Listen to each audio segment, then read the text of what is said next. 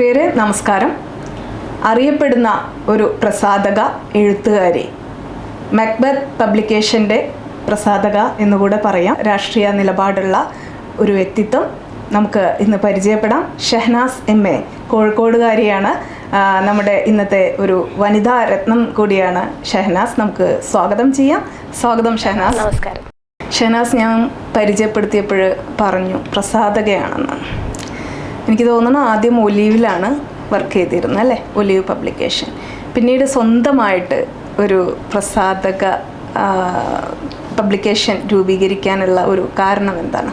ഞാൻ ശരിക്കും പഠിച്ചതൊക്കെ M.Com B.Ed ആണ്. ഒരു അധ്യാപികയായിട്ട് ജോലി ചെയ്യേണ്ട ഒരാളാണ്. സത്യം പറഞ്ഞാൽ ഞാൻ കോഴിക്കോട് MMH സ്കൂളിൽ അക്കൗണ്ടൻസി ബിസിനസ് പഠിപ്പിച്ചുകൊണ്ടിരുന്ന ഒരു വ്യക്തിയാണ്. ആ ഒരു സമയത്താണ് ഈ പ്രസാധന മേഖലയിലേക്ക്, എഴുത്തും വായനയും ഇഷ്ടമുള്ളതുകൊണ്ട് സോഷ്യൽ മീഡിയയിലും അങ്ങനെ മാഗസീനുകളിലേക്കൊക്കെ എഴുതുന്ന പതിവുണ്ടായിരുന്നു. അങ്ങനെയാണ് കോഴിക്കോട് ഒരു പുതിയൊരു പബ്ലിക്കേഷൻ സ്റ്റാർട്ട് ചെയ്യുമ്പം അതിൻ്റെ ഒരു ചുമതല വഹിക്കുമോ എന്ന് ചോദിച്ചിട്ട് അവിടെ നിന്ന് വിളിക്കുന്നത്. ഒരു വർഷം ഞാൻ ആ പബ്ലിക്കേഷൻസിൻ്റെ എഡിറ്ററായിട്ട് ജോലി ചെയ്തു. അപ്പം അധ്യാപന ജോലി തൽക്കാലം ഏറെ ഇഷ്ടമുള്ള ജോലി തന്നെയായിരുന്നു. പക്ഷെ ഒന്നും ഈ ഒരു എഴുത്തിനോടുള്ള വല്ലാത്തൊരു ഭ്രാന്തുണ്ട്. ആ ഒരു ഇഷ്ടം കൊണ്ട് പബ്ലിക്കേഷൻസിലേക്ക് ജോലി ചെയ്തു. പ്രത്യേകിച്ച് സ്ത്രീകളൊന്നും അധികം ഈ ഇല്ലാത്തൊരു മേഖലയായിരുന്നു. അപ്പം അവിടെ ജോലി ചെയ്തു. അവിടെ ഒരു 1 year ജോലി ചെയ്ത സമയത്താണ് നമ്മുടെ പ്രിയപ്പെട്ട ഡോക്ടർ M.K. മുനീർ അദ്ദേഹത്തിൻ്റെ ഒലിവ് പബ്ലിക്കേഷൻസിൻ്റെ എഡിറ്ററായിട്ട് ജോയിൻ ചെയ്യാൻ പറയുന്നത്. അതൊരു 20 വർഷത്തോളം പഴക്കമുള്ള സ്ഥാപനമാണ്. അപ്പം ഞാൻ ഈ മേഖലയിൽ പുതിയൊരാളാണ്.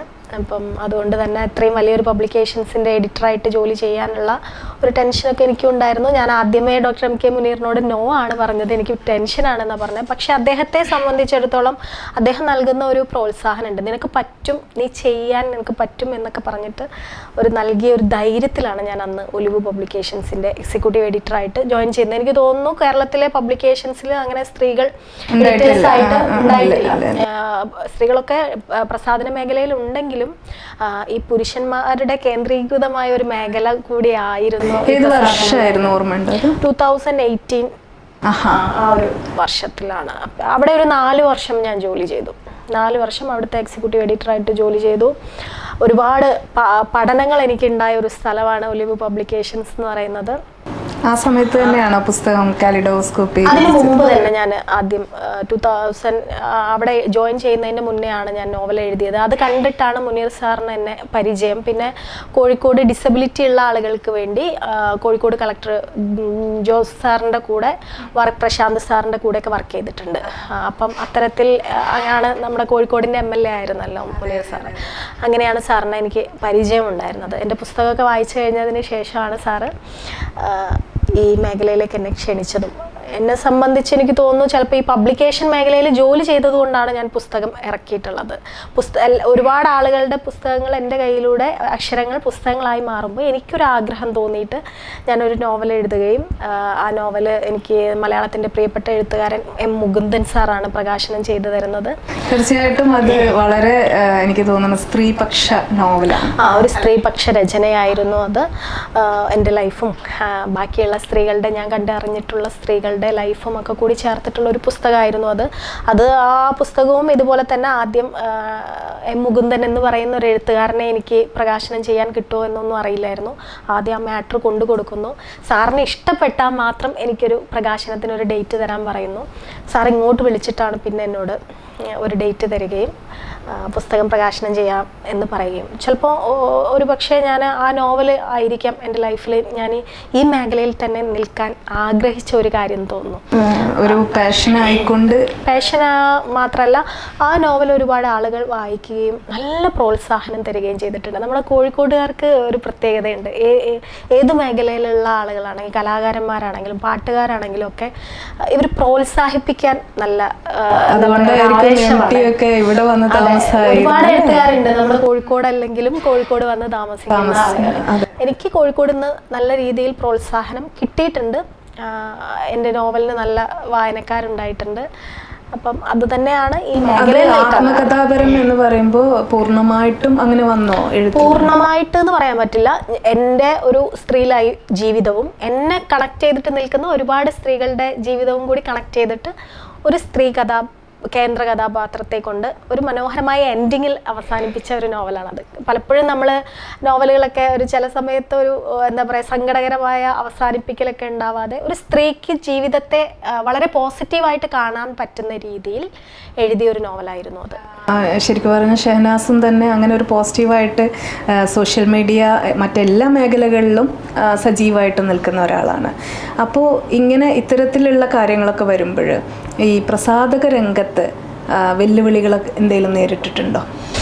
തീർച്ചയായിട്ടും നമ്മൾ ഏത് മേഖലയിലാണോ സ്ത്രീകൾ നിൽക്കുന്നത് ആ മേഖലയിൽ നിന്നൊക്കെ നമുക്ക് വെല്ലുവിളികൾ ഉണ്ടാവുമെന്ന് ഞാൻ മനസ്സിലാക്കിയിട്ടുണ്ട്. കാരണം ഞാൻ രാഷ്ട്രീയത്തിൽ പ്രവർത്തിക്കുന്നുണ്ട്, സാമൂഹികമായ ഓരോ ആക്ടിവിറ്റീസിലും പ്രവർത്തിക്കാറുണ്ട്, എഴുത്ത് മേഖലയിൽ പ്രവർത്തിക്കുന്നുണ്ട്, പ്രസാധന മേഖലയിൽ പ്രവർത്തിക്കുന്നുണ്ട്.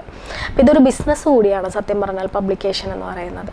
അപ്പം ആ മേഖലയിൽ നിന്ന് നല്ല വെല്ലുവിളികളുണ്ട്, നല്ല പ്രശ്നങ്ങളുണ്ട്. പ്രത്യേകിച്ച് ഈ മേഖല സ്ത്രീകൾക്ക് അങ്ങനെ പരിചിതമായ പുരുഷ കേന്ദ്രീകൃത നേരത്തെ പറഞ്ഞ പോലെ എന്താ പറയുക മെൻ സെന്റേർഡ് ആയിട്ട് പ്രവർത്തിക്കുന്ന ഒരു മേഖലയാണ് ശരിക്കും പറഞ്ഞാൽ. അപ്പൊ അതുകൊണ്ട് തന്നെ അതിന്റെ ഒരു പ്രശ്നം ഇപ്പൊ ഞാൻ പബ്ലിക്കേഷൻ മേഖലയിൽ സ്വന്തമായി തുടങ്ങിയിട്ട് ഇപ്പൊ ജൂണിലേക്ക് 4 വർഷമാണ് ആവുന്നത്.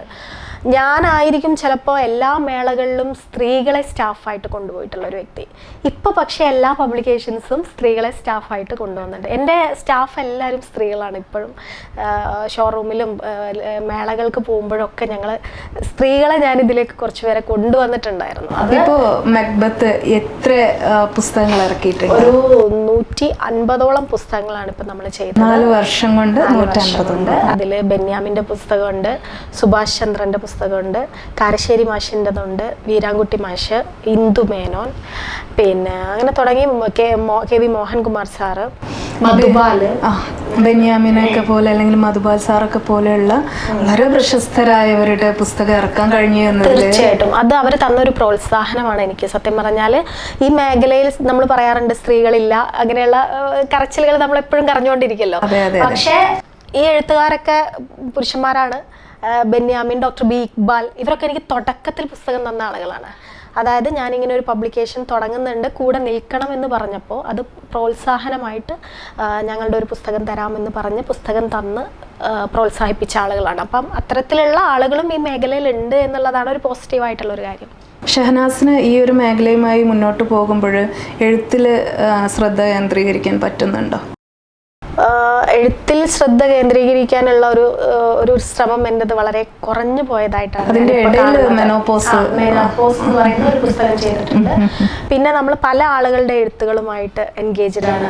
ഒരു ഗ്രൂപ്പ് തന്നെ നമ്മൾ കുറേ പ്രാവശ്യം ഒരു പുസ്തകം ഇങ്ങനെ വായിക്കുമല്ലോ. അപ്പോൾ നമുക്കൊരു നമ്മൾ വലിയ പണിയുണ്ടോയെന്ന് ചോദിച്ചാൽ വലിയ പണികളൊന്നുമില്ല, പക്ഷേ നമ്മൾ മെൻ്റലി എൻഗേജ്ഡ് ആണ് എപ്പോഴും. അപ്പോൾ അതുകൊണ്ട് എൻ്റെ സൃഷ്ടികൾക്കുള്ള ഒരു നേരം വൈകലുണ്ട്. എങ്കിലും പിന്നെ സോഷ്യൽ മീഡിയയിലൊക്കെ തൻ്റേതായിട്ടുള്ള, അതായത് പേഴ്സണൽ ആയിട്ടുള്ള ഇഷ്യൂസ് ആണെങ്കിലും പേഴ്സണൽ ആയിട്ടുള്ള കാര്യങ്ങൾ തുറന്ന് പറയുന്ന ഒരാളാണ് ഷഹനാസ്. അത് മറ്റുള്ളവർക്കും കൂടെ ഒരു മാതൃകയാണ് എന്ന് തന്നെ പറയാം. അപ്പോൾ അത്തരത്തിലുള്ള കാര്യങ്ങളൊക്കെ വരുമ്പോൾ എങ്ങനെയാണ് പ്രതികരണങ്ങൾ? സത്യത്തിൽ നമുക്ക് ഇപ്പോൾ ബെന്യാമിൻ്റെ സിനിമ ഇറങ്ങിയ സമയത്ത് അദ്ദേഹം പറഞ്ഞ അതിലൊരു കോട്ട്സ് ഉണ്ട്, നമ്മൾ അനുഭവിക്കാത്തതൊക്കെ നമുക്ക് കെട്ടുകഥകളാണ് എന്ന്. അതെ അതെ അതെ.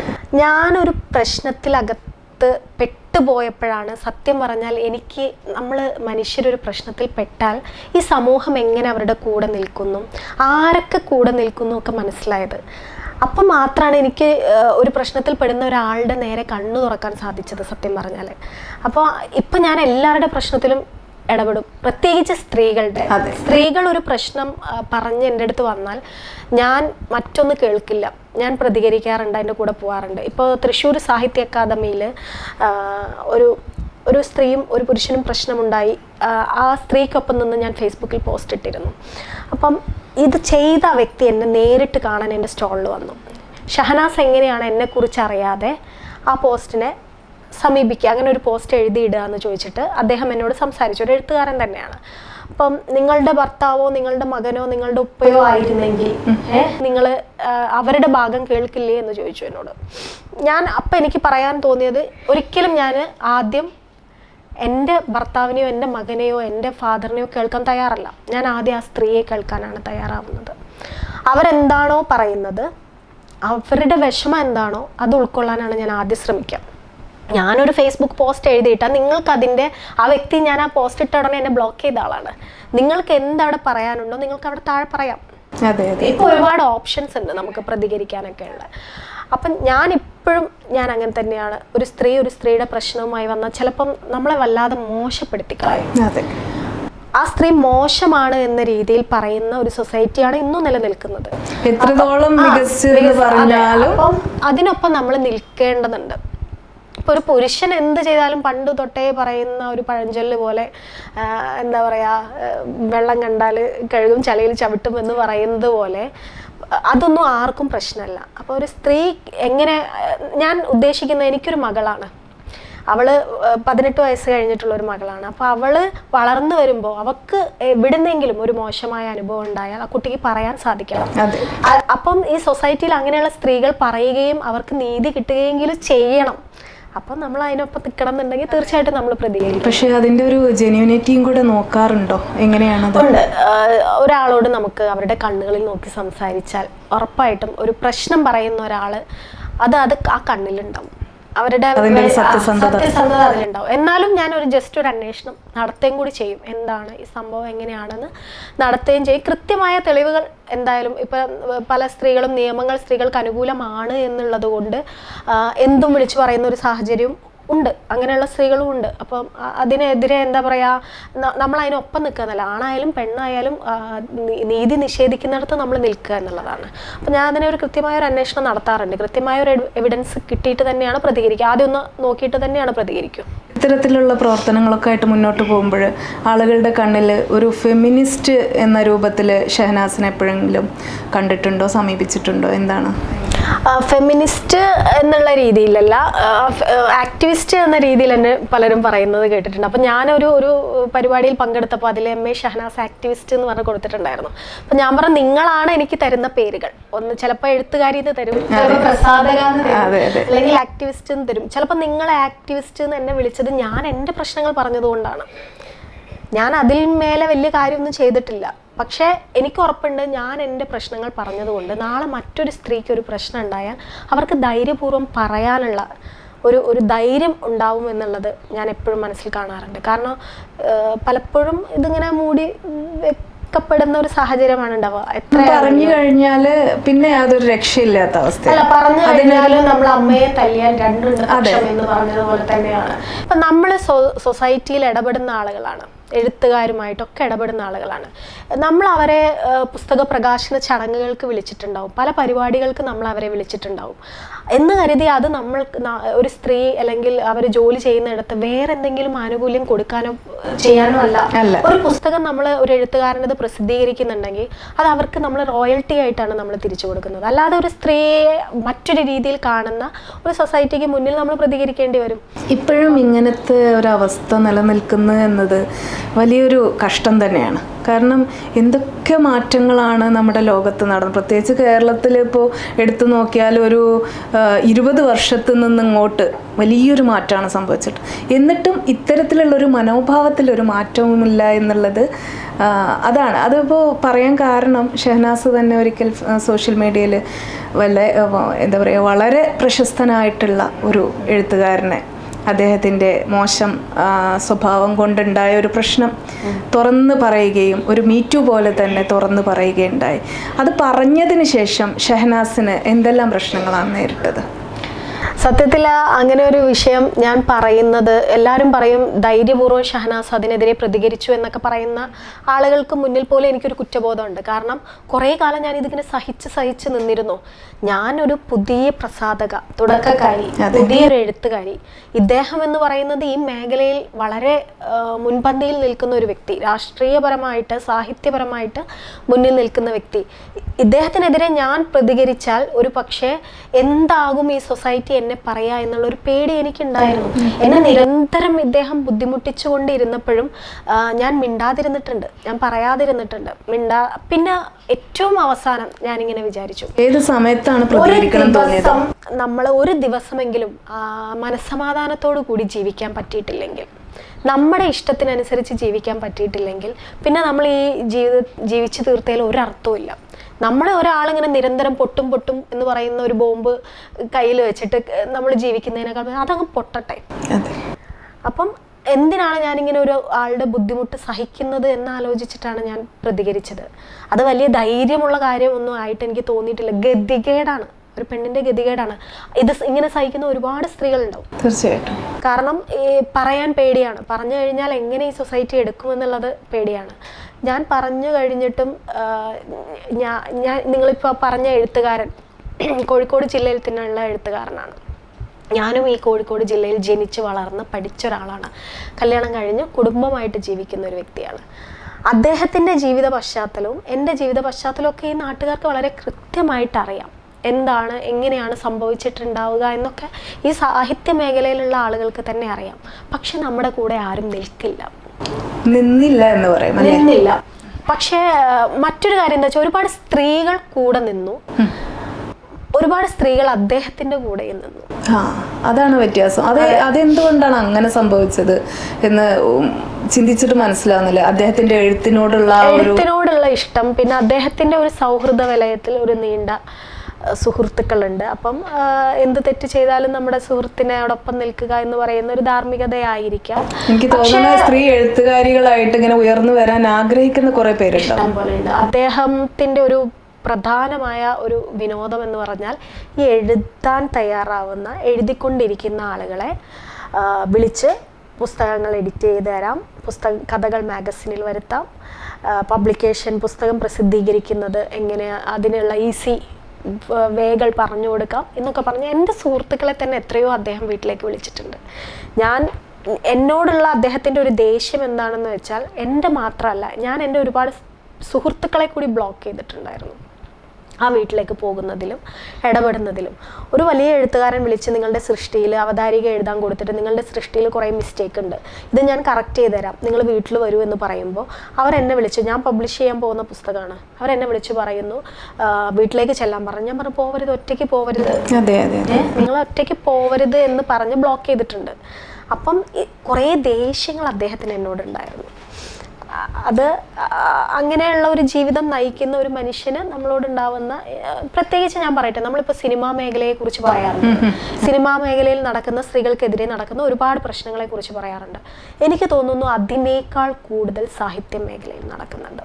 ഇത്രയും കാലം പറയാൻ പേടിയാണ് സ്ത്രീകൾക്ക്, പ്രത്യേകിച്ച് സ്ത്രീകൾ എഴുതുമ്പോഴേ ആരും പ്രോത്സാഹിപ്പിക്കില്ല. പലപ്പോഴും നമ്മൾ കേൾക്കുക, നിങ്ങൾ മാധവിക്കുട്ടിയാവാൻ പഠിക്കുകയാണോ, വീട്ടിൽ നിന്ന് പോലും ഒരു സപ്പോർട്ടും ഉണ്ടാവില്ല. അപ്പൊ നമ്മളൊരു പ്രശ്നത്തിൽ പെട്ടുപോയാൽ, നമ്മുടെ മക്കളാണോ നമ്മുടെ സഹോദരിമാരൊക്കെ ഒരു പ്രശ്നത്തിൽ പെട്ടുപോയി കഴിഞ്ഞാൽ ഇത് പുറത്തു പറയാൻ പേടിയാണ്. നീ എന്തിനാ പണിക്ക് പോയി, നിനക്ക് എഴുതാതെ വീട്ടിലിരുന്നാ പോരെ. ഒരു പക്ഷെ നമ്മുടെ ഉള്ളിലുള്ള വലിയ ആഗ്രഹമായിരിക്കും, എഴുത്ത് എന്ന് പറയുന്ന ഒരു ഭ്രാന്തമായ ഫീലാണ്. അപ്പൊ അത് എഴുതണം എന്നുള്ള ആളുകൾ അതിന്റെ വഴിയെ പോവും. പക്ഷെ പെട്ടുപോയാൽ പ്രതികരിക്കാൻ ഈ മേഖലയിൽ പറ്റില്ല എന്നുകൊണ്ട് എത്ര പേർ മിണ്ടാതിരിക്കുന്നുണ്ട് എന്ന് എനിക്കറിയാം. ഞാൻ ഈ പ്രശ്നം അഡ്രസ്സ് ചെയ്ത് സംസാരിച്ചപ്പോൾ എൻ്റെ അടുത്ത് വന്ന ഇഷ്ടം പോലെ ആൾക്കാരുണ്ട്. അവർക്ക് അപ്പോഴും പറയാൻ പേടിയാണ്, പുറത്ത് പറയാൻ പേടിയാണ്. അപ്പോഴും ഞാൻ വിചാരിക്കും, ഞാനൊരു ബലിയാടായിട്ടാണെങ്കിലും ആളുകൾക്ക് മനസ്സിലാവുമല്ലോ ഇങ്ങനെയൊക്കെ ഈ വീട്ടിലൊക്കെ നടക്കുന്നുണ്ട് എന്നുള്ളത്. ഒരു എഴുത്തുകാരൻ അദ്ദേഹത്തിൻ്റെ വീട്ടിലേക്ക് ഒരു പുതിയ എഴുതാൻ തുടങ്ങുന്ന ഒരു കുട്ടിയെ വിളിക്കുമ്പോൾ അത് ഒരു പ്രശ്നമായിട്ട് ആരും വിചാരിക്കില്ല. ഒന്നാമത് അദ്ദേഹം വീട്ടില് ഭാര്യയൊന്നും ഇല്ലാതെ ജീവിക്കുന്ന ഒരു അധ്യാപകനാണ്. അപ്പം അതിൽ നല്ല സന്തോഷമാണ് നമുക്കൊക്കെ അനുഭവപ്പെടുക. അപ്പം ഈ കുട്ടികൾ അവിടെ ഒരു പ്രാവശ്യം പോയാൽ പെട്ടുപോകും. കോളേജിലൊക്കെ പഠിക്കുന്ന കുട്ടികൾ നല്ല പ്രണയ കഥകളൊക്കെ എഴുതുന്ന എഴുത്തുകാരാണ്. അതിൽ ആകൃഷ്ടരാവുന്ന ഒരുപാട് ആളുകളുണ്ട്. അപ്പം അങ്ങനെ അറിയാതെ പോകുന്നവർ, അങ്ങനെ അറിഞ്ഞിട്ട് പോകുന്നവർ പോവട്ടെ, അതൊക്കെ ഓരോരുത്തരുടെ വ്യക്തിപരമായ കാര്യങ്ങളാണ്. അറിയാതെ ഒരാളെ എഡിറ്റ് ചെയ്ത് തരാം, അത് അവതാരിക എഴുതി തരാം, കഥ പ്രസിദ്ധീകരിക്കാം എന്നൊക്കെ പറഞ്ഞ് വിളിക്കുന്നത് തെറ്റാണ്. അപ്പോൾ എന്നെ പോലെയുള്ള ആരെങ്കിലുമൊക്കെ പ്രതികരിച്ചാൽ ഒന്ന് ചെയ്യുന്നത് മറ്റൊന്നിന് വളമാവാൻ സഹായിക്കുമെന്ന് പറയുന്ന പോലെ എനിക്ക് അങ്ങനെയാണ് തോന്നിയത്. കാരണം വേറൊരു കാര്യം എന്താണെന്ന് അറിയുമോ, ഈ മേഖലയിൽ ഇങ്ങനെ നടക്കുന്നത് ഇവിടെ ഒന്നും സ്ത്രീകളില്ലാത്തത് കൊണ്ടാണ്. പ്രസാധകരായിട്ട് സ്ത്രീകളില്ല, കുറവാണ്. പിന്നെ എന്താ പറയാ, എഴുത്തുകാരുടെ മുൻനിരയിൽ നിൽക്കുന്ന സ്ത്രീകൾ കുറവാണ്. അപ്പൊ ഒരു കഥ പ്രസിദ്ധീകരിച്ച ഒരു മാഗസിനിൽ അയച്ച ഒരു സ്ത്രീയുടെ കഥ വരണമെങ്കിൽ ഒരു എഴുത്തുകാരന്റെ സപ്പോർട്ട് വേണം എന്ന അവസ്ഥയിലേക്ക് വരുമ്പോൾ സ്ത്രീകൾ സ്വമേധയാ അങ്ങനെ പെട്ടുപോകുന്ന അവസ്ഥയും കൂടി ഉണ്ട്. ഇപ്പോൾ ഇതെല്ലാം പറയുമ്പോഴേ ഈ പ്രസാധന മേഖലയിൽ ഒരുപാട് ചൂഷണങ്ങൾക്കിരയാവുന്നുണ്ട്. ഇപ്പോൾ മക്ബത്ത് പബ്ലിക്കേഷനിൽ ഒരു പുസ്തകം വരികയാണെങ്കിൽ ആ പുസ്തകത്തിൻ്റെ അതിൽ ഉള്ള ഉള്ളടക്കത്തിൻ്റെ ക്വാളിറ്റി ആണോ നോക്കുക, അതോ അതിന് വേണ്ടിയിട്ട് ക്യാഷ് അവർ അങ്ങനെ ഉണ്ടല്ലോ, ഇപ്പോൾ ക്യാഷ് എത്രയും ചിലവാക്കി പുസ്തകം ഞങ്ങൾ ഇറക്കാൻ തയ്യാറാണ് എന്ന് പറയുന്ന ഒരുപാട് എഴുത്തുകാരുണ്ട്. എന്താണ് മെയിനായിട്ട് അതിൽ ശ്രദ്ധിക്കുക? കണ്ടന്റാണ് പ്രത്യേകമായിട്ട് ശ്രദ്ധിക്കാറുള്ളത്. ഒരു പുസ്തകം നമ്മുടെ കയ്യിൽ കിട്ടുമ്പോൾ ആ പുസ്തകത്തിൽ വായനക്കാർക്ക് എങ്ങനെ അത് സ്വാധീനിക്കാൻ പറ്റുന്ന തരത്തിലുള്ള കവിതകളോ കഥകളോ നോവലോ ആണോ എന്ന് ശ്രദ്ധിക്കാറുണ്ട്. പിന്നെ പുതിയ കുറച്ച് ആളുകൾക്ക് അവസരം കൊടുക്കാറുണ്ട്. സ്ത്രീകൾക്ക് പലപ്പോഴും നമ്മൾ ഇപ്പോൾ ഒരു ബെന്യാമിൻ്റെ ഒരു പുസ്തകം പ്രസാധകർക്ക് കിട്ടണമെങ്കിൽ തന്നെ വലിയ ബുദ്ധിമുട്ടാണ്. അദ്ദേഹത്തിനെ പോയി കണ്ട് നമ്മളിങ്ങനെ പറഞ്ഞ് നമുക്കൊരു പുസ്തകം കിട്ടണം. വലിയ സീനിയേഴ്സ് ആയിട്ടുള്ള എഴുത്തുകാരൻ, അവരുടെ ഒരു പടം മതി, ഒരു പുസ്തകത്തിൻ്റെ ചട്ടയിലൊരു ചിത്രമുണ്ടെങ്കിൽ പോലും ആൾക്കാരെടുത്ത് വായിക്കും. പക്ഷെ പുതിയ ആളുകളെ സപ്പോർട്ട് ചെയ്യുന്ന ചിലപ്പോൾ പുതിയ ആളുകളിൽ നല്ല എഴുത്തുകാരുണ്ടാവും. ഇപ്പോൾ കുറേ പുതിയ എഴുത്തുകാരൊക്കെ ഉണ്ട്. അപ്പം അങ്ങനെ പുതിയ എഴുത്തുകാരികളായ പ്രത്യേകിച്ച് സ്ത്രീകൾക്ക് ഒരു അവസരം കൊടുക്കാൻ ശ്രമിക്കാറുണ്ട്. എത്രത്തോളം ഇതൊരു ബിസിനസ് ആണല്ലോ. മാത്രമല്ല പ്രസാധന മേഖല എന്ന് പറയുന്നത് ഒരു വലിയ പ്രോഫിറ്റ് ഉണ്ടാക്കാൻ പറ്റുന്ന ഒരു ബിസിനസ് അല്ല. ഇത് ശരിക്കും പറഞ്ഞാൽ ഈ മേഖലയിൽ ഒരു പാഷൻ കൊണ്ട് ഇഷ്ടം കൊണ്ട് ഒക്കെ നിൽക്കുന്ന ഒരു വ്യക്തി എന്ന രീതിയിൽ അങ്ങനെ ഇങ്ങനെ മെല്ലെ മെല്ലെ നമുക്ക് മുന്നോട്ട് പോകാനേ പറ്റൂ. ഇതിന് വലിയൊരു എമൗണ്ട് ഉണ്ടാക്കി നമുക്കൊരു സമ്പാദ്യമോ ഒന്നും ഉണ്ടാക്കാൻ സാധിക്കില്ല. അപ്പം അല്ലെങ്കിൽ പിന്നെ അത്രയ്ക്കും വൻകിട പ്രസാധകരായിട്ട് DCA പോലെയൊക്കെ മൂലധനമുള്ള ഒരു സ്ഥാപനമായിരിക്കണം. അപ്പം നമ്മളെ സംബന്ധിച്ച് നമുക്ക് ചെയ്യാൻ പറ്റുന്നതിന് പരിമിതികളുണ്ട്. പക്ഷെ എന്നാലും മാക്സിമം ചെയ്യാറുണ്ട്. ഒരുപാട് സ്ത്രീകളുടെ പുസ്തകം മക്ബത്തിലൂടെ വന്നിട്ടുണ്ട്, പുതിയതായിട്ട് പുതു എഴുത്തുകാരികളുടെ. അതുപോലെ തന്നെ ഈ പ്രസാധന മേഖലയിൽ മറ്റൊരു സംഭവം കണ്ടുവരുന്നത് എന്താണെന്ന് വെച്ചാൽ ഇതുപോലെയുള്ള പുസ്തകങ്ങൾ പ്രസിദ്ധീകരിക്കാൻ മുൻകൈയെടുക്കുകയും എന്നിട്ട് പിന്നെ അവരുടെ അടുത്ത് നിന്ന് കുറേ കാശ് മേടിക്കുകയും പിന്നീട് അത് പകുതിക്ക് വെച്ച് നിർത്തിപ്പോവുകയും ചെയ്യുന്ന ഒരു കൂട്ടം ആളുകൾ. അതുപോലെ തന്നെ മറ്റൊരു കാര്യം എന്താണെന്ന് വെച്ചാൽ ഇവർ തന്നെ പ്രസിദ്ധീകരിച്ച് ഇവർ തന്നെ ഒരു മത്സരത്തിന് ഒന്നും വെക്കാതെ അവാർഡുകൾ, അതും വളരെ മഹത്തുക്കളായിട്ടുള്ള ആളുകളുടെ പേരിൽ അവാർഡുകൾ നൽകുന്നത്, ഇതിനെക്കുറിച്ച് എന്താ പറയാനുള്ളത്? ശരിക്കും പറഞ്ഞാൽ ഈ പ്രസാധന മേഖലയിൽ കടിഞ്ഞാണിടാൻ ആരുമില്ല. ഓരോ പ്രസാധകരും ഓരോ രീതിയിലുള്ള പ്രിന്റിംഗ് കോസ്റ്റാണ് ഓരോരുത്തരുടെ കയ്യിൽ നിന്ന് വാങ്ങുക. അപ്പം നമ്മൾ DCയിൽ പ്രസിദ്ധീകരിക്കുന്ന പുസ്തകങ്ങൾ മുഴുവൻ പൈസ ഇല്ലാതെ പ്രസിദ്ധീകരിക്കുന്ന ഒരു തോന്നൽ നമ്മുടെ വായനക്കാർക്കുണ്ട്. പക്ഷെ അല്ല, DC ആണെങ്കിലും മാതൃഭൂമി ആണെങ്കിലും ഒക്കെ പൈസ വാങ്ങിയിട്ട് പുസ്തകം പ്രസിദ്ധീകരിക്കാറുണ്ട്. അവർ വാങ്ങുന്ന പൈസ എന്ന് പറഞ്ഞാൽ കുറച്ച് കൂടുതലായിരിക്കും. അവരുടെ ഗുഡ് വില്ലും ഇതൊക്കെ അനുസരിച്ച് അത്രയും വലിയ പബ്ലിക്കേഷൻസിൽ പുസ്തകം ചെയ്യാനുള്ള ആ ഒരു എമൗണ്ട് അവരുടെ കയ്യിൽ നിന്ന് റോയൽറ്റി അതുപോലെ കൊടുക്കും. റോയൽറ്റി കൊടുക്കും. പിന്നെ ഇത്ര പുസ്തകം പ്രിന്റ് ചെയ്തിട്ട് ഇത്ര കോപ്പി കൊടുക്കും. അങ്ങനെയൊക്കെയാണ് ഈ മേഖലയിൽ. ഇതിന് ഒരു ഗവൺമെന്റിന്റെ ഒരു പ്രിന്റിംഗ് കോസ്റ്റ് ഇത്ര പേജ് പുസ്തകത്തിന് ഇത്ര പൈസയെ വാങ്ങാവൂ, അങ്ങനെയുള്ള ഒരു ചട്ടക്കൂടും ഇതിന്റെ ഉള്ളിൽ നിയമമില്ല.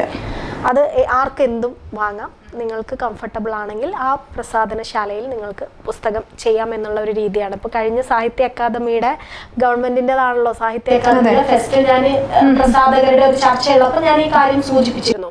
കാരണം പ്രിന്റിംഗ് കോസ്റ്റ് അല്ലെങ്കിൽ ഒരു എഴുത്തുകാരൻ പുസ്തകം ചെയ്യുന്നത് പല പബ്ലിക്കേഷൻസിൽ പോകുമ്പോൾ പല റേറ്റാണ്. അപ്പം അതിനൊക്കെ ഒരു ചട്ടക്കൂട് ഉണ്ടാക്കി ഗവൺമെന്റിന്റെ കീഴിൽ തന്നെ ഒരു കൂട്ടായ്മയൊക്കെ വരികയാണെങ്കിൽ നല്ലതാണ് എന്ന് തോന്നിയിട്ടുണ്ട്. തീർച്ചയായിട്ടും. ചിലപ്പം എന്താ പറയാ, അവർ തുടങ്ങിയിട്ട് ഒരു വർഷം കൊണ്ട് നിർത്തുന്ന ആളുകൾ, എഴുത്തുകാർ വഞ്ചിക്കപ്പെടും. അവരുടെ പുസ്തകം ഒരു സൃഷ്ടി ഉണ്ടാവുക എന്ന് പറയുന്നത്, ഒരു എഴുത്തുകാരി കൂടി ആയതുകൊണ്ട് എനിക്കറിയാം അതിന് ഒരുപാട് സമയമുണ്ട്. നമ്മുടെ ഉള്ളിലുള്ള ക്രിയേറ്റിവിറ്റിയാണ്. അപ്പം അതങ്ങനെ നശിച്ചു പോകുമ്പോൾ നമ്മുടെ കുഞ്ഞുങ്ങളെ പോലെയാണ് നമുക്ക് സത്യം പറഞ്ഞാൽ ഓരോ പുസ്തകവും ഓരോ സൃഷ്ടിയും. അപ്പം അത് നശിച്ചു പോകുമ്പോൾ എഴുത്തുകാരന് സ്വാഭാവികമായിട്ട് നല്ല വിഷമം ഉണ്ടാവും. മാക്സിമം എഴുത്തുകാരൻ്റെ ഒപ്പം നിൽക്കുന്ന പ്രസാധകർ കുറവാണ്. അങ്ങനെയുള്ള ഒരു മാറ്റം വേണമെന്നുണ്ടെങ്കിൽ ഇതിനെയൊക്കെ ഒന്ന് ലഘൂകരിച്ച് ഒരേ ഓർഡറിലാക്കാനുള്ള ഒരു ശ്രമം ഉണ്ടാവണം. അങ്ങനെയൊന്നും ഉണ്ടാവുമെന്ന് എനിക്ക് തോന്നുന്നില്ല. ഷഹനാസിനെ കൊണ്ട് ചെയ്യാൻ പറ്റും എന്ന് എനിക്ക് തോന്നുന്നു. കാരണം ആളുകളെ ഒരു ബോധവൽക്കരിക്കാൻ പറ്റിയ ഒരു അവയർനെസ് കൊടുക്കാൻ പറ്റിയാൽ വളരെ നന്നായിരിക്കും. ഇത്തരം ഒരു മേഖലകളുടെ ചതിക്കുഴികളെ ഒന്ന് ബോധ്യപ്പെടുത്തുന്നതൊക്കെ നന്നായിരിക്കും. പക്ഷേ ഈ വൻകിട പ്രസാധകർ നിൽക്കുന്നിടത്ത് തന്നെ ഒരു പ്രസാധക എന്ന രീതിയിൽ, ഒരു വനിത എന്ന രീതിയിൽ ഞാൻ നിൽക്കുമ്പോൾ തന്നെ എനിക്ക് ഒരുപാട് ബുദ്ധിമുട്ടുകളുണ്ട്, വെല്ലുവിളികളുണ്ട്. കേട്ടിട്ടുണ്ട്. അപ്പോൾ ഞാനിതിലൊരു ഇത് കൊണ്ടുവരണം എന്നൊക്കെ പറഞ്ഞാൽ അത് വലിയ പ്രശ്നമായിരിക്കും. അതൊക്കെ ഗവൺമെൻറ്റിൻ്റെ ഭാഗത്തുനിന്ന് ഉണ്ടാവേണ്ട ഒരു കാര്യമാണ്. ഞാൻ ഇടയ്ക്ക് സാംസ്കാരിക മന്ത്രിയെ കാണാൻ വേണ്ടിയിട്ട് ഒരു പ്രോജക്റ്റിനെ കുറിച്ച് സംസാരിക്കാൻ പോയപ്പോൾ ഞാൻ സൂചിപ്പിച്ചിരുന്നു, ഇനിയും അവസരം കിട്ടിയാൽ സൂചിപ്പിക്കും. തീർച്ചയായിട്ടും ഗവൺമെന്റിന്റെ ശ്രദ്ധയിൽപ്പെടുത്തുന്നത് നന്നായിരിക്കും. നമുക്ക് എന്തെങ്കിലും ഒരു മാറ്റം ഉണ്ടാവാൻ വേണ്ടി നമ്മളുടെ ഒരു ശ്രമം ഉണ്ടാവും എന്തായാലും. അതെ, അതുപോലെ തന്നെ ഷഹനാസ് ഒരുപാട് സ്ട്രഗിൾ ചെയ്തിട്ടാണ് ഇന്ന് ഈ നിൽക്കുന്ന പൊസിഷനിൽ എത്തിയതും അതുവരെ ഒരുപാട് കഷ്ടപ്പാടുകൾ അനുഭവിച്ചിട്ടുണ്ട് എന്നുള്ളത് ഷഹനാസിൻ്റെ ഓരോ എഴുത്തുകൾ വായിക്കുമ്പോഴും നമുക്ക് മനസ്സിലാവും. കുറേ കാലം ഉമ്മ കാര്യങ്ങളൊക്കെ ആയിട്ട് ഒരുപാട് ഉമ്മ പ്രവാസിയായിരുന്നു അല്ലേ? ഇപ്പം അടുത്തുപോലെ ആടുജീവിതം വന്നപ്പോഴും ഷഹനാസ് അതിനെക്കുറിച്ച് പറഞ്ഞായിരുന്നു. എന്തായിരുന്നു ആ ഒരു കാലഘട്ടത്തിലുള്ള ജീവിതം? എങ്ങനെയായിരുന്നു? എന്തൊക്കെ ജീവിതത്തിൽ ഇപ്പൊ ഇങ്ങനെ ഇവിടെ ഇരിക്കുന്ന നിങ്ങളോട് സംസാരിക്കുമ്പം എൻ്റെ ലൈഫിൽ എനിക്ക് കിട്ടിയതൊക്കെ ബോണസാന്ന് വിചാരിക്കുന്ന ആളാണ് ഞാൻ വളർന്നു വന്ന ചുറ്റുപാടിൽ നിന്ന് എനിക്കിങ്ങനെ ഇവിടെ വന്നിരുന്നിരിക്കാൻ പറ്റുന്ന ഒരു സാഹചര്യമുള്ള ഒരു കുടുംബത്തിൽ ജനിച്ച ആളല്ല ഞാൻ. ഒരു സാധാരണ മുസ്ലിം ഫാമിലിയിൽ ജീവിച്ച ആളാണ്. 10ാം ക്ലാസ് വരെ മാത്രമേ പഠിപ്പിക്കൂ, അത് കഴിഞ്ഞാൽ തുന്നൽ അങ്ങനെ എന്തെങ്കിലും തയ്യൽ പഠിക്കാമെന്ന് പറഞ്ഞ ഒരു കുടുംബത്തിൽ നിന്നുള്ള ഒരു വ്യക്തിയാണ്. പിന്നെ ഉള്ള ധൈര്യം എന്ന് പറയുന്നത്, എൻ്റെ ഉമ്മ ഒരു പ്രവാസിയായിരുന്നു. ഉമ്മ ഒരു വലിയ വിദ്യാഭ്യാസമൊന്നും ഇല്ലാത്ത ഒരാളാണ്. അപ്പോൾ ഞാൻ എൻ്റെ ജീവിതത്തിൽ എന്ത് തീരുമാനം എടുക്കുമ്പോഴും ഞാൻ ഉമ്മേനെ ആലോചിക്കും. കാരണം ഉമ്മ ഞങ്ങൾ പെൺകുട്ടികളെ വളർത്താൻ വേണ്ടിയിട്ട് ഒരു വിദ്യാഭ്യാസവും ഇല്ലാത്ത ഒരു വ്യക്തി ഗൾഫിൽ പോയി ഞങ്ങളെ നോക്കിയിട്ടുണ്ട്. അപ്പം അത് ഒരു ധൈര്യമാണ്, ഒരു സ്ത്രീയുടെ ധൈര്യമാണ്. അന്നത്തെ കാലത്ത് അന്ന് ആലോചിക്കണം. ഇപ്പോൾ നേരത്തെ സംസാരിച്ചതിൽ ഇങ്ങനെ പറഞ്ഞു, റെക്കോർഡ് ചെയ്തിട്ട് ശബ്ദം കേൾക്കുന്നത്, അങ്ങനെയൊക്കെ നമ്മൾ എപ്പോഴെങ്കിലും വിളിക്കാൻ പറ്റുള്ളൂ. മാസത്തിൽ ഒരു പ്രാവശ്യമൊക്കെയാണ് ഉമ്മ വിളിക്കുക. അപ്പം അങ്ങനെയുള്ള ഒരു സാഹചര്യത്തിൽ ഉമ്മ എടുത്തൊരു ധൈര്യമുണ്ട്. ഇന്ന് നമുക്ക് നേരിട്ട് കാണാനുള്ള, ഫോണിൽ കണ്ട് സംസാരിക്കാനുള്ള. ഇപ്പം ഇന്ന് ഞാൻ ഒരു പ്രവാസിയായിട്ട് ഷാർജയിൽ ഒരു പ്രസാധനശാല തുടങ്ങിയ ഒരാളാണ്. അപ്പം ഞാൻ വിചാരിക്കും എപ്പോഴും, ഇന്ന് തന്നെ നമുക്കൊരു എയർപോർട്ടിലേക്ക് കയറിയാൽ ഫ്ലൈറ്റിൽ കയറുന്നവരെ നമുക്ക് കുറേ ടെൻഷനാണ്. ഇതെവിടെ കാണിക്കും, ഇതെവിടെ കാണിക്കും എന്നൊക്കെ ആലോചിച്ചിട്ട് എഡ്യൂക്കേറ്റഡ്, നമുക്ക് സംസാരിക്കാൻ അറിയാം, ഒക്കെ അറിയാം, എന്നാലും നമ്മുടെ ഉള്ളിലൊരു പേടിയുണ്ട്. അപ്പം അന്നത്തെ ആ കാലത്ത് എൻ്റെ ഉമ്മയൊക്കെ എൻ്റെ ഉമ്മ എന്ന് മാത്രമല്ല, ഒരുപാട് സ്ത്രീകൾ അന്ന് പ്രവാസികളായി കുടുംബം നോക്കിയ സ്ത്രീകളുണ്ട്, മുസ്ലിം സ്ത്രീകൾ ഇഷ്ടം പോലെ. തീർച്ചയായിട്ടും. അപ്പം അവരെടുത്ത ധൈര്യമുണ്ട്. അതെന്തുകൊണ്ട് നമുക്ക് ഇപ്പോഴത്തെ കാലത്ത് എടുക്കാൻ പറ്റുന്നില്ല എന്നതാണ് എൻ്റെ പല തീരുമാനങ്ങളും ഉണ്ടായിട്ടുള്ളത്. അപ്പം ഉമ്മയാണ് എപ്പോഴും പോസിറ്റീവായിട്ട് മുന്നിൽ നിൽക്കുന്ന ഒരാൾ. എപ്പോഴും വളരെ ചെറുപ്പത്തിൽ കല്യാണം കഴിഞ്ഞു. വളരെ ചെറുപ്പത്തിൽ കല്യാണം. അത് എന്തുകൊണ്ടാണ് അങ്ങനെ ഒരു ഏർലി മാരേജ് നടക്കാൻ കാരണം? എൻ്റെ ഫാമിലിയിൽ ഉപ്പയും ഉമ്മയും തമ്മിൽ ഉള്ള ഒരു പ്രശ്നവും അവർ വേർപെട്ട് ജീവിക്കുന്ന ഒരു ചുറ്റുപാടും ഒക്കെ ഉള്ളതുകൊണ്ട് സ്വാഭാവികമായിട്ടും ഒരു അരക്ഷിതാവസ്ഥ നമുക്കുണ്ടാവും, പ്രത്യേകിച്ച് പെൺകുട്ടികൾക്ക്. അപ്പം ചിലപ്പം അങ്ങനത്തെ ഒരു രീതി ആയിരിക്കാം എന്ന് എനിക്ക് തോന്നിയിട്ടുണ്ട്. ഞാൻ എൻ്റെ വിദ്യാഭ്യാസമൊക്കെ ഉണ്ടായത് മകള് plus two degree PG BEd ഒക്കെ ഞാൻ പഠിച്ചത്. ഞാൻ ഒരുപക്ഷെ എൻ്റെ മകളുടെ കൂടെ പഠിച്ച് വന്ന ആളാണ്. അവളിപ്പോൾ MBBS KMCT മെഡിക്കൽ കോളേജിൽ ഫസ്റ്റ് ഇയർ പഠിക്കുന്നു. അപ്പോൾ അവളോടൊപ്പം തന്നെയാണ് ഞാൻ പഠിച്ചിട്ടുള്ളതെന്ന് ഞാൻ വിശ്വസിക്കും. അപ്പം ഞാൻ അവളോട് പറയും, ഞാൻ നിൻ്റെ ഒപ്പം തന്നെ പഠിച്ച് വളർന്ന ഒരാളാണ്, നീ വലിയ ആളായിട്ടൊന്നും കാണണ്ട എന്ന് ഞാൻ പറയാറുണ്ട്. അപ്പം അതുകൊണ്ട് ഇപ്പം എനിക്ക് തോന്നുന്നു എനിക്കൊരു സുഹൃത്തായിട്ട് എൻ്റെ മകളുണ്ട്. തീർച്ചയായും നമ്മളോടൊപ്പം എത്തി നിൽക്കുന്ന മക്കൾ എന്ന് പറയുന്നത് വലിയ ഭാഗ്യമാണ്. അന്ന് ഞാൻ ഒരുപാട് സ്ട്രഗിൾ ചെയ്തിട്ടുണ്ട്. പഠനം, കുട്ടികളുടെ പഠനം, എൻ്റെ പഠനം, പഠിക്കാനുള്ള ആഗ്രഹം ഉള്ളത് കൊണ്ടാണ് കേട്ടോ. അല്ലെങ്കിൽ എന്നെ പഠിക്കാൻ പോകണമെന്ന് നിർബന്ധിക്കുന്ന ഒരു ഭർത്താവൊന്നും ആയിരുന്നില്ല. എൻ്റെ ആഗ്രഹം കൊണ്ടാണ്. അത് ചോദിക്കാൻ വരെയായിരുന്നു ഭർത്താവിൻ്റെ ഒരു സപ്പോർട്ട്. കാരണം ഒരുപാട് മേഖല കൈകാര്യം ചെയ്യുന്ന ഒരാളാണ് ഷഹനാസ്. നമ്മളെപ്പോഴും അധികം വീട്ടിലായിരിക്കില്ല, ഔട്ട്സൈഡ് ആയിരിക്കും, പുറത്തായിരിക്കും. ആളുകളുമായിട്ടുള്ള ഒരു സഹവാസമാണ് നമുക്കൊരു എന്താ പറയുക, സാമൂഹ്യ ജീവിയാണ് ഷഹനാസ്. അപ്പോൾ എങ്ങനെയാണ് പുള്ളിയുടെ ഒരു സപ്പോർട്ടും കാര്യങ്ങളും? പുള്ളി ഡോക്ടറാണ്. ഡോക്ടറാണ്, ഗൈനക്കോളജിസ്റ്റ് ആണ്. മലപ്പുറം അരീക്കോട് താലൂക്ക് ആശുപത്രിയിൽ ജോലി ചെയ്യുന്നു. സാധാരണ ഒരു ഫാമിലിയിൽ തന്നെ ഉള്ള വ്യക്തി തന്നെയാണ് അദ്ദേഹം. സാഹിത്യ മേഖലയൊന്നും ഒട്ടും അറിയാത്ത വ്യക്തിയാണ്. ഒരു പഠിക്കുന്ന പുസ്തകം അല്ലാതെ ഒരു കഥ പോലും എൻ്റെ പുസ്തകം പോലും വായിച്ചിട്ടില്ല. അപ്പോൾ സാഹിത്യ മേഖലയെ ഒട്ടും അറിയാത്ത ഒരാളായിരുന്നു. ഈ മേഖല ഇഷ്ടമില്ലാത്ത ആളുമായിരുന്നു. ഞാനൊരു കഥ എഴുതുന്നൊക്കെ ഉണ്ടെങ്കിൽ ഒളിച്ചു വെച്ചാണ് എഴുതിയിട്ടുള്ളത്. ഫേസ്ബുക്കിലൊക്കെ ഞാൻ കഥ എഴുതിയിട്ടുള്ളതൊക്കെ ആരും കാണാതെയാണ് എഴുതിയിട്ടുള്ളത്. എൻ്റെ ആദ്യത്തെ പുസ്തകം പ്രകാശനം ചെയ്യുന്ന സമയത്ത് മാത്രമാണ് അദ്ദേഹം എന്നെ ഇത്രയും സപ്പോർട്ട് ചെയ്യുന്ന ആളുകൾ കോഴിക്കോട് ഉണ്ട് എന്ന് പോലും അദ്ദേഹം അറിയുന്നത്. KP കേശവ മേനോൻ ഹാളിൽ വെച്ചിട്ടായിരുന്നു എൻ്റെ പുസ്തക പ്രകാശനം. ആ സമയത്താണ് അവരൊക്കെ ഒരു ഗവൺമെൻറ് ജീവനക്കാരായിട്ട് ജീവിച്ച് വളർന്ന, അവരുടെ കുടുംബത്തിലുള്ള എല്ലാവരും ഗവൺമെൻറ് ജോലി ചെയ്യുന്ന ആളുകളാണ്. അപ്പം എന്നോടും അങ്ങനെയാണ് പറയുക, PSC പഠിക്കുക, വെറുതെ ഇരുന്ന് ഇതെഴുതി സമയം കളയല്ലേ എന്ന് പറഞ്ഞിരുന്ന ആള് ഇപ്പം നീ ഒരു കഥ എഴുതിക്കോ എന്ന് പറയുന്ന രീതിയിൽ ഞാൻ മാറ്റിയെടുത്തിട്ടുണ്ട്. അതിന് ഞാൻ അദ്ദേഹത്തിൻ്റെ കുടുംബത്തെയൊക്കെ ഈ മേഖലയിലെ ഏത് പരിപാടിക്ക് പോകുമ്പോഴും ഞാൻ കൊണ്ടുപോകും. എൻ്റെ മകളെയൊക്കെ ഞാൻ കൊണ്ടുപോകും. ഇതെന്താണ് എന്ന് അവർക്കൊക്കെ മനസ്സിലാകണം. അപ്പോൾ നമ്മളൊരു ഒരു പുസ്തക പ്രകാശനത്തിന് പോയാൽ ഒരുപാട് സമയം നമ്മൾ അവിടെ ഇരിക്കേണ്ടി വരും.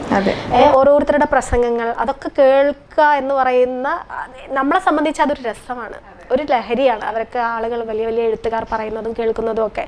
പക്ഷേ ഈ മേഖലയിൽ ഇല്ലാത്ത ആളുകൾക്ക് ഇതിനെക്കുറിച്ച് അറിയില്ല. എന്താ ഇത്രയും സമയം അവിടെ പോയിട്ട് ചെയ്യുന്നതെന്ന് അവർ ചിന്തിക്കും. അപ്പോൾ സ്വാഭാവികമായിട്ട് അതുകൊണ്ട് തന്നെ ഇവരെയൊക്കെ ഞാൻ ഇതിൽ കൊണ്ടുവരാറുണ്ട്. ഇവർക്കറിയാം, എല്ലാം ഞാൻ അവർക്ക് മനസ്സിലാക്കി കൊടുത്തിട്ട് തന്നെയാണ് മുന്നോട്ട് പോകുന്നത്. അപ്പം ആദ്യമൊന്നും അദ്ദേഹത്തിന് ഇഷ്ടം ഉണ്ടായിരുന്നില്ലെങ്കിൽ കൂടിയും ഇപ്പം എനിക്ക് നല്ല രീതിയിൽ സപ്പോർട്ട് തരുന്ന ഒരാളാണ്. പുസ്തകം എഴുതാൻ പറയുന്നത്, നീ ഇത്രയും ലാഗ് ചെയ്യരുത് പുസ്തകം എഴുതാൻ എന്ന് പറയുന്ന ഒരു വ്യക്തി കൂടിയാണ്. ആ രൂപത്തിൽ തന്നെ മുന്നോട്ട് പോട്ടെ, നല്ല രൂപത്തിൽ. പിന്നെ അതുപോലെ ചോദിക്കാനുള്ളത്, ഇപ്പോൾ ഇനി നമ്മുടെ സ്ത്രീകളുണ്ടല്ലോ, നമുക്ക് ചുറ്റുമുള്ള സ്ത്രീകൾ, അവർ ഈ പൊതുസമൂഹത്തിലേക്ക് വരുമ്പോൾ നേരിടുന്ന വെല്ലുവിളികൾ എന്തൊക്കെയാണ്? സ്ത്രീകൾ എന്നല്ല, പുരുഷന്മാരാണെങ്കിലും നമുക്ക് ആരും ഒരു സിംഹാസനമൊന്നും വലിച്ചിട്ട് തരില്ല. സ്ത്രീകളാണെങ്കിലും പുരുഷന്മാരാണെങ്കിലും പ്രശ്നങ്ങൾ ഒരുപാട് ഉണ്ടാവും എല്ലാ മേഖലയിലും. പക്ഷേ സ്ത്രീകൾക്ക് അത് കുറച്ചുകൂടി കൂടുതലായിരിക്കും. സ്ത്രീകളെ എപ്പോഴും സ്ത്രീകളുടെ രാഷ്ട്രീയം പറയുമ്പോൾ എപ്പോഴും ബോഡി പൊളിറ്റിക്സ് കൂടി പറയും. സ്ത്രീകളെ മോശപ്പെടുത്താൻ ഏറ്റവും ആളുകൾ യൂസ് ചെയ്യുന്നത് അവള് പിഴയാണ്, അവള് മോശമാണ് എന്ന് പറയുന്ന ഒരു രീതി. അത് പുരുഷന്മാർക്ക് കേൾക്കേണ്ട ഗതികേട് വരില്ല എന്നുള്ളതാണ് ഈ മേഖലയിലുള്ള ഒരു വ്യത്യാസം. പക്ഷെ നമ്മൾ ആലോചിക്കേണ്ട ഒരു കാര്യം, നമുക്ക് എന്തെങ്കിലും ഒരു ആഗ്രഹം, നമ്മുടെ ഉള്ളിൽ എന്തെങ്കിലും ഒരു കഴിവുണ്ടെങ്കിൽ, ക്രിയേറ്റിവിറ്റി ഉണ്ടെങ്കിൽ അതുമായിട്ട് നമ്മൾ മുന്നോട്ട് പോവുക തന്നെ വേണം. മുന്നോട്ട് പോകുമ്പോൾ ഉറപ്പായിട്ടും നമ്മളെക്കുറിച്ച് ആളുകൾ പലതും പറയും. ആളുകളുടെ വാ മൂടി കെട്ടിയിട്ട് നമുക്കൊന്നും ചെയ്യാൻ പറ്റില്ല. അല്ലെങ്കിൽ പിന്നെ നമ്മൾ വീട്ടിൻ്റെ ഉള്ളിൽ അടുക്കളയിൽ ചോറും കറിയും വെച്ച് കുട്ടികളെ നോക്കിയിരുന്ന ആരും നമ്മളൊന്നും പറയില്ല. ചിലപ്പോൾ വീടിന് തൊട്ടടുത്തുള്ള കുറച്ച് ആളുകൾ എന്തെങ്കിലും പറഞ്ഞെങ്കിലേ ആയുള്ളൂ. പക്ഷെ അല്ലാതെ നമ്മൾ മാനസികമായിട്ട് തയ്യാറെടുക്കേണ്ടത്, സമൂഹത്തിൽ നിന്ന് നമുക്ക് എന്തും കേൾക്കാം, നമ്മൾ ചെയ്യുന്ന പ്രവൃത്തിയിൽ വിശ്വസിച്ച് മുന്നോട്ട് പോകണം. നമ്മൾ എന്താണോ ചെയ്യുന്നത് ആ രീതിയിൽ മുന്നോട്ട് പോകണം. നമ്മൾ പ്രവർത്തിക്കണം. നമ്മുടെ ഏറ്റവും സത്യസന്ധമായിട്ട് ആത്മാർത്ഥമായിട്ടൊക്കെ പോയാൽ ഈ ലോകം തന്നെ കൂടെ നിൽക്കുന്നുള്ളതിന്റെ തെളിവാണ് സത്യം പറഞ്ഞ പൗലോ കൊയ്ലോയുടെ ആ വേർഡ്സ് പോലെ എൻ്റെ ജീവിതത്തിൽ ഉണ്ടായിട്ടുണ്ട്. തീർച്ചയായിട്ടും പ്രസാധന മേഖലയിലും ഇവിടൊന്നും എന്താ പറയാ, ഞാൻ എവിടെയോ എത്തിയെന്നല്ല, ഇങ്ങനെ പോലും എത്താൻ എന്താ പറയാ നിയോഗമുണ്ടോയെന്ന് ചോദിച്ചാൽ ഇല്ല എന്ന് വിചാരിക്കുന്ന ഒരാളാണ് ഞാൻ. അപ്പം അങ്ങനെ നമ്മുടെ ഉള്ളിൽ അത്രയും വലിയ ആഗ്രഹം ഉണ്ടെങ്കിൽ അതിനുവേണ്ടി പരിശ്രമിച്ചാൽ സ്ത്രീക്കായാലും പുരുഷനായാലും വരാൻ പറ്റും. സ്ത്രീകൾക്ക് കുറച്ചുകൂടി പ്രശ്നങ്ങൾ നേരിടേണ്ടി വരും. അതിനുള്ള ഒരു മാനസികമായ കരുത്ത്, ഈ പ്രശ്നങ്ങൾ നേരിടുമ്പോൾ തന്നെ നമ്മൾ മാനസികമായിട്ട് ഭയങ്കരമായി ബോൾഡ്. ഒരു പ്രശ്നവും ഇല്ലാതിരുന്ന ആർക്കും ബോൾഡ് ആവാൻ പറ്റില്ല. നമ്മൾ ഈ പ്രശ്നങ്ങളെ തരണം ചെയ്ത് മുന്നോട്ട് പോകുമ്പോൾ മാനസികമായിട്ടുള്ള ഒരു കപ്പാസിറ്റി ഒരു പഴഞ്ചൊല്ല്. അപ്പൊ മാറി നിൽക്കാതെ എല്ലാ സ്ത്രീകളും മുന്നോട്ട് വന്ന് നിങ്ങൾക്ക് ഏത് മേഖലയിലാണോ പ്രവർത്തിക്കേണ്ടത് ആ മേഖലയിൽ പ്രവർത്തിക്കാൻ മുന്നോട്ട് വരണം തന്നെ എനിക്ക് പറയാനുള്ളത്. അപ്പോൾ ഇതെല്ലാം നമ്മൾ പറഞ്ഞു. ഇപ്പോൾ ഷെഹനാസിൻ്റെ ഓരോ കാര്യങ്ങൾ പ്രസാധക എന്നുള്ള രൂപത്തിൽ, എഴുത്തുകാരി എന്നുള്ള രൂപത്തിൽ, കുടുംബം, സമൂഹം, ഇനി വരുന്നത് നമ്മൾ രാഷ്ട്രീയത്തിലേക്കാണ്. രാഷ്ട്രീയം പറയുമ്പോൾ ഷെഹനാസിൻ്റെതായ നിലപാടുണ്ട്. എന്താണ് പറയാനുള്ളത്? ഇപ്പോൾ പ്രവർത്തിക്കുന്നത് കോൺഗ്രസിന് വേണ്ടിയിട്ടാണ്. എന്താണ് പറയാനുള്ളത്? ഞാനൊരു എഴുത്തുകാരിയാണ്, ഒരു പ്രസാധകയാണ്. സ്വാഭാവികമായിട്ടും നിങ്ങൾക്ക് കേരളത്തിലെ ഒരു രാഷ്ട്രീയ പശ്ചാത്തലം മനസ്സിലാക്കിയാൽ അറിയാം, കോൺഗ്രസ്സുകാരിൽ എഴുത്തിൻ്റെ മേഖലയിലും പ്രസാധനത്തിൻ്റെ മേഖലയിലുമുള്ള ആളുകൾ, കലാകാരന്മാർ കുറവാണ്. കമ്മ്യൂണിസ്റ്റ് പ്രസ്ഥാനത്തിൻ്റെ കൂടെ ഒരുപാട് കലാകാരന്മാരും എഴുത്തുകാരും അതുപോലെ പ്രസാധനശാലകളുമൊക്കെ നിരവധിയായിട്ടുണ്ട്. സ്വാഭാവികമായിട്ട് അവർ നന്നായിട്ട് കലാകാരന്മാരെ പ്രോത്സാഹിപ്പിക്കുന്നതായിട്ട് എനിക്ക് തോന്നിയിട്ടുണ്ട്. എഴുത്തുകാരെ ആണെങ്കിലും കലാകാരന്മാരൊക്കെ ആണെങ്കിലും പ്രോത്സാഹിപ്പിക്കുന്നതായിട്ട് തോന്നിയിട്ടുണ്ട്. പല എഴുത്തുകാരും സ്വന്തം രാഷ്ട്രീയം പറയാതെ നിഷ്പക്ഷമായിട്ട് നിൽക്കുന്ന ആളുകളുണ്ട്. ഇപ്പോഴും ഒരുപാട് സീനിയേഴ്സ് ആയിരിക്കും. അവർക്ക് രാഷ്ട്രീയം പറയാനോ അല്ലെങ്കിൽ എന്തെങ്കിലും ഒരു സമൂഹത്തിൽ നടക്കുന്ന ഒരു അനീതിക്കെതിരെ നിലപാടെടുക്കാനോ ബുദ്ധിമുട്ടുള്ളതായിട്ട് എനിക്ക് തോന്നിയിട്ടുണ്ട്. ഞാൻ സത്യം പറഞ്ഞാൽ ഒരു പുതിയ എഴുത്തുകാരിയാണ്, തുടക്കക്കാരിയാണ്. പക്ഷെ എൻ്റെ രാഷ്ട്രീയം കോൺഗ്രസ് ആണ് എന്ന് ഞാൻ ഉറച്ചു പറയുന്ന ഒരാളാണ്. ആ ഉറച്ചു പറയുന്നത് ചെറുപ്പം മുതലേ കോൺഗ്രസിനോടുള്ള ഒരു ആഭിമുഖ്യം ഉണ്ടായിരുന്നു. എങ്ങനെയാണത്? കോൺഗ്രസ് എന്ന് പറയുന്ന പ്രസ്ഥാനത്തിനോടുള്ള ആഭിമുഖ്യം എന്ന് പറയുന്നത് എന്നെ സംബന്ധിച്ച് നമ്മളൊക്കെ ഒരു നീണ്ട വർഷക്കാലം അല്ലെങ്കിൽ ഞാൻ ഷഹനാസ് ആണെന്നോ അല്ലെങ്കിൽ താങ്കൾ എന്താ പറയുക അസ്നയാണെന്നോ നമ്മുടെ കൂട്ടുകാരി വല്ല ഷർണ അങ്ങനെ തുടങ്ങിയ ആരെങ്കിലും ആണെന്നോ ചിന്തിക്കേണ്ട ഒരു ഗതികേടൊന്നും നമുക്ക് വന്നിട്ടില്ല. അത് ഇന്ത്യൻ നാഷണൽ കോൺഗ്രസ് ഒരു നീണ്ട വർഷം ഈ ഇന്ത്യ ഭരിച്ചതുകൊണ്ടാണ്. തീർച്ചയായിട്ടും ഇന്ന് അങ്ങനെയല്ല. എൻ്റെ കുടുംബത്തിലൊന്നും ആരും രാഷ്ട്രീയക്കാരില്ല, രാഷ്ട്രീയത്തിൽ പ്രവർത്തിച്ച ആളുകളില്ല. അവർക്ക് അതിൻ്റെ ആവശ്യം ഉണ്ടായിട്ടില്ല. കാരണം ഈ രാജ്യത്ത് അങ്ങനെ ഒരു മതത്തിൻ്റെ പേരിലോ ഒരു പേരിൻ്റെ പേരിലോ ഒരു ഭക്ഷണത്തിൻ്റെ പേരിലോ ധരിക്കുന്ന വസ്ത്രത്തിൻ്റെ പേരിലോ അങ്ങനെ മാറ്റി നിർത്തുന്ന ഒരു ഭരണകൂടം ഇതുവരെ ഉണ്ടായിട്ടില്ല. പക്ഷേ ഇന്ന് നമ്മുടെ പേര് കൊണ്ട്, നമ്മുടെ വിശ്വാസം കൊണ്ട്, നമ്മൾ കഴിക്കുന്ന ഭക്ഷണം കൊണ്ട്, നമ്മൾ കഴിക്കുന്ന വസ്ത്രം കൊണ്ട്, നമ്മൾ ധരിക്കുന്ന വസ്ത്രം കൊണ്ട് നമ്മൾ തിരഞ്ഞെടുത്ത് അയച്ച് നമ്മളെ ഭരിക്കാൻ നിയോഗിച്ച ഭരണകൂടം ആ രീതിയിൽ നിൽക്കുന്നു. നമ്മളടക്കമുള്ള ആളുകൾ രാഷ്ട്രീയം പറയേണ്ട അവസ്ഥയുണ്ട്.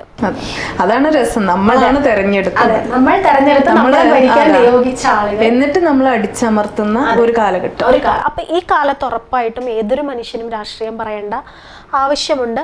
അത് ഇന്ത്യൻ നാഷണൽ കോൺഗ്രസിനൊപ്പം നിൽക്കേണ്ടതായിട്ടുണ്ട് എന്ന് എനിക്ക് തോന്നിയിട്ടുണ്ട്. ഐക്യജനാധിപത്യ മുന്നണിയുടെ കൂടെ നിൽക്കേണ്ടതായിട്ടുണ്ട് എന്ന് തോന്നിയിട്ടുണ്ട്. കാരണം ഇന്ത്യ എന്ന് പറയുന്ന ഒരു രാജ്യത്തെ മതം കൊണ്ട് മനുഷ്യനെ ഭിന്നിപ്പിച്ച് ഭരിക്കാമെന്നുള്ള ഒരു ചിന്ത ഒരു നീണ്ട 10 വർഷം നമ്മൾ അനുഭവിച്ചുകൊണ്ടിരിക്കുകയാണ്.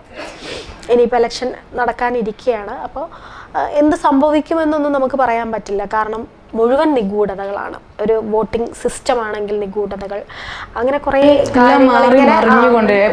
പെട്ടെന്ന് മറിച്ചിടാൻ പറ്റുന്ന ഒരു ഭരണകൂടം. അപ്പം അതിനെതിരെ ഓരോരുത്തരും പ്രതികരിക്കേണ്ടതായിട്ടുണ്ട് എന്നുള്ളത് കൊണ്ട് തന്നെയാണ് ഞാൻ എൻ്റെ രാഷ്ട്രീയം പറഞ്ഞുകൊണ്ടേയിരിക്കുന്നത്. എപ്പോഴും സംഘപരിവാർ BJP രാഷ്ട്രീയത്തിനെതിരെ പറയുന്ന ഒരു വ്യക്തിയാണ്. അങ്ങനെ തന്നെ പറയാനാണ് ആഗ്രഹിക്കുന്നതും. അപ്പം അങ്ങനെ ഒരു മനുഷ്യനെ ഒരു മതത്തിന്റെ പേരിൽ മനുഷ്യനെ വേർപെടുത്തുന്ന രാഷ്ട്രീയത്തിനെതിരെ പറഞ്ഞുകൊണ്ട് തന്നെയാണ് കോൺഗ്രസിനൊപ്പം നിൽക്കുന്നത്. യൂത്ത് കോൺഗ്രസിൻ്റെ സ്റ്റേറ്റ് ലിറ്ററേച്ചർ ചെയർപേഴ്സൺ ആയിരുന്നു ഞാൻ ഷാഫി പറമ്പിൽ പ്രസിഡന്റ് ആയിരിക്കുമ്പോൾ. ഇപ്പം പദവികളൊന്നുമില്ല, രാഷ്ട്രീയം പറയുന്നു, പ്രവർത്തിക്കുന്നു, കൂടെ പ്രവർത്തിച്ചു പോകുന്നു അല്ലേ?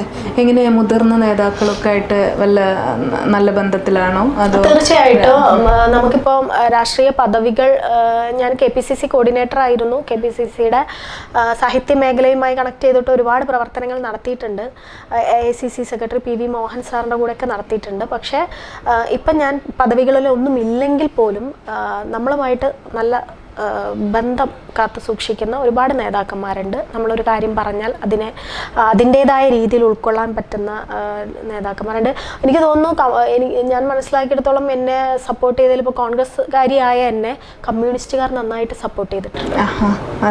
ഞാൻ ഈ എഴുത്തിൻ്റെ ബെന്യാമിൻ നിങ്ങൾക്കറിയാം, എഴുത്തുകാരനാണ്, കമ്മ്യൂണിസ്റ്റുകാരനാണ്. അദ്ദേഹം എനിക്ക് പുസ്തകം തന്നിട്ടുണ്ട്. ഞാനൊരു കോൺഗ്രസ്സുകാരിയാണ് എന്നുള്ളത് കൊണ്ട് എന്നെ മാറ്റി നിർത്തിയിട്ടില്ല. Doctor B. ഇക്ബാൽ മുതിർന്ന കമ്മ്യൂണിസ്റ്റുകാരനാണ്. അദ്ദേഹത്തിൻ്റെ ഒരു പുസ്തകം എനിക്ക് തന്നിട്ടുണ്ട്. അതെ. ഇപ്പോൾ സാഹിത്യ അക്കാദമി, ഗവൺമെൻറ്റിൻ്റെ സാഹിത്യ അക്കാദമി ഇവിടെ തൃശ്ശൂരിൽ ഒരു സാഹിത്യ ഫെസ്റ്റ് നടത്തിയപ്പോൾ എന്നെ അതിഥിയായിട്ട് വിളിച്ചിട്ടുണ്ട്. DYFI കൊച്ചിയിൽ ഒരു സാഹിത്യ ഫെസ്റ്റ് നടത്തിയപ്പോൾ ഒരു പരിപാടിയിൽ എന്നെ ഗസ്റ്റായിട്ട് വിളിച്ചിട്ടുണ്ട്. അതൊക്കെ എനിക്ക് അഭിമാനമാണ്. കാരണം കോൺഗ്രസ്സുകാരിയായിട്ട് എന്നെ പരിഗണിക്കുന്നു ആറ്റിറ്റ്യൂഡ് തന്നെ ആയിരിക്കാം അതിനെല്ലാം. എന്നെ പരിഗണിച്ചിട്ടുണ്ട്, എനിക്ക് പ്രോത്സാഹനം തന്നിട്ടുണ്ട് കമ്മ്യൂണിസ്റ്റുകാർ. അപ്പം അതുകൊണ്ട് അത് പറയാതിരിക്കുന്നത് നമ്മൾ ചെയ്യുന്നത് ശരിയല്ല. ഇപ്പം ഞാൻ സാഹിത്യ അക്കാദമിയിൽ ഈ പറഞ്ഞ എഴുത്തുകാരനെ ഒരു പരിപാടിയിൽ പങ്കെടുപ്പിക്കുന്നതിനെതിരെ മുഖ്യമന്ത്രിക്ക് ഒരു മെയിൽ അയച്ച സമയത്ത് ഒരു ഉച്ചയാകുമ്പോഴേക്കും എനിക്ക് അതിന്റെ മറുപടി വന്നു. പരിപാടിയിൽ നിന്ന് അദ്ദേഹത്തെ മാറ്റി അത് നിർത്തുകയും തുറന്നു ചെയ്തു. പറയാനും പിന്നെ എനിക്ക് ഒരു മടിയില്ല. ധൈര്യം കാണിച്ചു. അതെ, അതെ. അതെ, അതെ. ഇപ്പൊ അതായത് സ്വന്തം പാർട്ടിയോട് തന്നെ ഇത്തരത്തിലുള്ള ഒരു വ്യക്തിയെ അതിഥിയായി വിളിക്കരുത് എന്ന് പറയാനുള്ള ഒരു ചങ്കൂറ്റം. അതെന്താണെന്ന് അറിയോ? കാരണം ഞാൻ റെപ്രസെന്റ് ചെയ്യുന്നത് ഒരുപാട് സ്ത്രീകളുടെ ഒരു നാവായിട്ടാണ്. അപ്പം മീറ്റു എന്ന് പറയുന്നത് എന്നും സ്ത്രീകൾക്ക് അവരനുഭവിച്ച പ്രശ്നങ്ങളെ തുറന്നു പറയാനുള്ള ഒരു സ്ഥലമാണ്. അപ്പം ഇങ്ങനെ ഒരു ആരോപിതനായി കേസ് നിലനിൽക്കുന്ന ഒരു വ്യക്തിയെ, അത് ഏത് രാഷ്ട്രീയ പാർട്ടി ആവട്ടെ, ഒരു ചടങ്ങിൽ കൊണ്ടുവന്ന് ആഘോഷമാക്കുമ്പോൾ ഇതിൻ്റെ ഒരു ഇരയായ ഞാനും അല്ലെങ്കിൽ ഇനി അതിനെതിരെ പ്രതികരിക്കണമെന്ന് തോന്നുന്ന സ്ത്രീകൾക്കും പറയാൻ പറ്റില്ല. അപ്പം അത് എൻ്റെ രാഷ്ട്രീയ പ്രസ്ഥാനമാണെങ്കിൽ പോലും ഞാൻ പ്രതികരിക്കേണ്ടതുണ്ട്. മക്ബത്തിന്റെ ഒരു പ്രസാധന മേഖല അങ്ങ് ഷാർജയിൽ വരെ അല്ലേ വികസിപ്പിച്ചെടുത്തു. അത് വലിയൊരു നേട്ടമാണ്. എന്തായിരുന്നു അനുഭവം? അവിടുത്തെ ആളുകളുടെ ഒരു നമ്മളോടുള്ള ഒരു അപ്രോച്ച് എങ്ങനെ ഉണ്ടായിരുന്നു? ഞാൻ മാക്ബത്ത് പബ്ലിക്കേഷൻ തുടങ്ങിയ ഒരു 4 മാസമായപ്പം ആദ്യം പങ്കെടുത്ത ഫെസ്റ്റ് എന്ന് പറയുന്നത് ഷാർജ പുസ്തകോത്സവമായിരുന്നു. ഒരു 25 ബുക്സ് അന്ന് അവിടുന്ന് പ്രകാശനം ചെയ്തു. അതിൽ സുഭാഷ് ചന്ദ്രനെയും ഇന്ദുമേനോനെയും ഞാൻ മാക്ബത്തിൻ്റെ അതിഥിയായിട്ട് ഞാൻ കൊണ്ടുപോയിട്ടുണ്ടായിരുന്നു. അന്ന് എനിക്ക് കിട്ടിയ ഒരു അപ്രീസിയേഷൻ ഉണ്ട് അവിടെയുള്ള മലയാളികളുടെ ഇടയിൽ നിന്ന്. ഒരു 10ഓളം പബ്ലിക്കേഷൻസിൻ്റെ പേര് പറയുകയാണെങ്കിൽ തുടക്കം മാത്രമുള്ള എൻ്റെ പബ്ലിക്കേഷൻസിൻ്റെ പേരെടുത്ത് പറഞ്ഞ് നൽകിയൊരു പ്രോത്സാഹനം ആണ് എന്നെ സംബന്ധിച്ച് ഷാർജ എന്ന് പറയുന്ന ഒരു സ്ഥലത്ത് ഒരു പ്രസാധനശാല തുടങ്ങാനുള്ളൊരു ആഗ്രഹം ഉണ്ടാക്കിയത്. ഇപ്പം അവിടെ ഞാൻ പബ്ലിക്കേഷൻ തുടങ്ങിയിട്ട് ഒരു 1 ഇയർ ആവുന്നേ ഉള്ളൂ. അതിൻ്റെ ഓരോ പ്രവർത്തനങ്ങൾ നടന്നുകൊണ്ടിരിക്കുന്നു. ഇടയ്ക്ക് പോയി അവിടെ കാര്യങ്ങൾ ചെയ്യും. ഒരു പക്ഷേ എനിക്ക് തോന്നുന്നു നമ്മൾ പ്രവാസത്തിലൊക്കെ ആവുമ്പോഴാണ് നമ്മുടെ ഇവിടത്തേക്കാൾ കൂടുതൽ ആക്റ്റീവായൊരു സാഹിത്യ മേഖല അവിടെ ഉള്ളത്. കാരണം നമുക്ക് എന്തും നഷ്ടമാകുമ്പോഴാണ് നമുക്കത് ഒരുപാട് പ്രിയപ്പെട്ടതായി മാറുക. നമ്മുടെ ഭാഷ, നമ്മുടെ സംസ്കാരം, നമ്മുടെ സാഹിത്യമൊക്കെ നഷ്ടപ്പെടുമ്പോൾ അതിനോട് നമുക്ക് കൂടുതൽ ഇഷ്ടം തോന്നും.